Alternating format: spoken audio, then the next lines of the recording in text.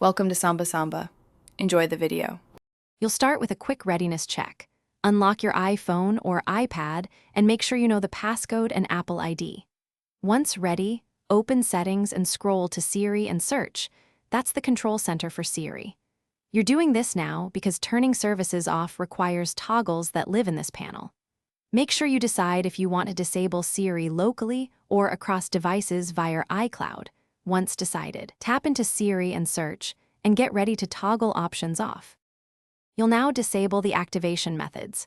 First, turn off Listen for Hey Siri so the microphone stops passively listening.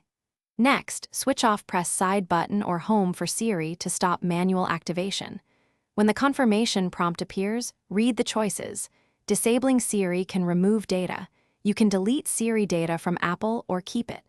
Once you confirm, the device won't respond to voice or button triggers. Make sure to wait for the system confirmation before proceeding. Finish by disabling dictation. Go to Settings General Keyboard and turn off Enable Dictation so the keyboard mic stops sending speech to Apple. Once done, restart your device to ensure settings apply fully and to reset any active microphone sessions. Make sure to test by tapping the microphone icon in the keyboard or trying Hey Siri. Nothing should happen.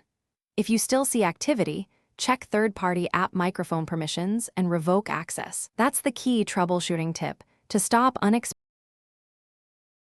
Thanks for watching. Consider subscribing if we helped you.